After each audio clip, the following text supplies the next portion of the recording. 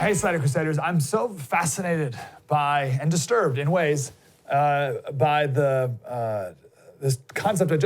We've talked about it a lot, but I heard this term, too big to pivot, when it comes to our supply chains and particularly our food supply chains. I mean, you've seen the images of, we've showed the images of million pounds of onions. And the farmer digs this giant ditch and dumps all the onions in the ditch to go back. And you also see lines at the food banks, people looking for food. It's like, whoa, what is this disconnect? And we built these supply lines that are ruthlessly efficient, but there's a trade-off there. And we're feeling that, we're seeing that. It's such a fascinating phenomenon. So I want to go into more detail with this with Greg Conco. He's a senior fellow at the Competitive Enterprise Institute. Mr. Conco, how are you, sir?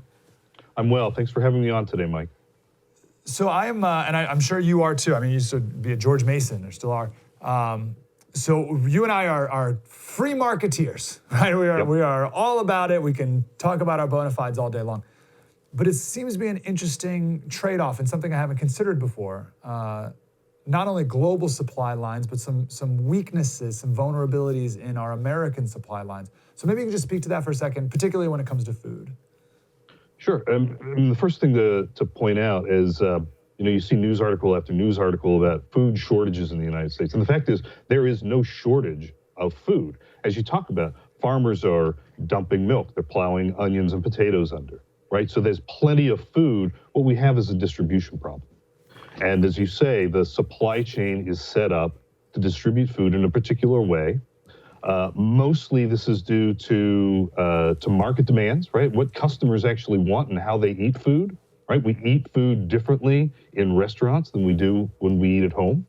And packaging is different. Part of that has to do with packaging for customers. Part of it is a regulatory problem. It's not mostly a regulatory problem. I don't want to be accused of hyping that part of the issue. But there are regulatory issues that determine how products need to be packaged when they're sold to consumers, right? That are different when you sell to a restaurant kitchen or a school cafeteria. And all these things play into how we go about distributing food and why it's been difficult.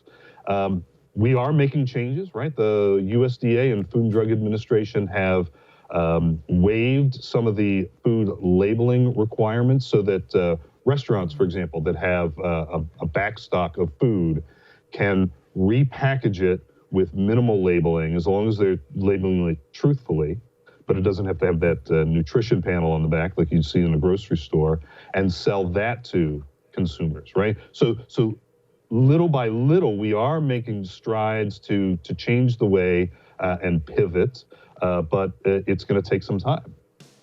Slater Crusaders, thanks for watching the first on YouTube. If you want more, like, subscribe. We got plenty.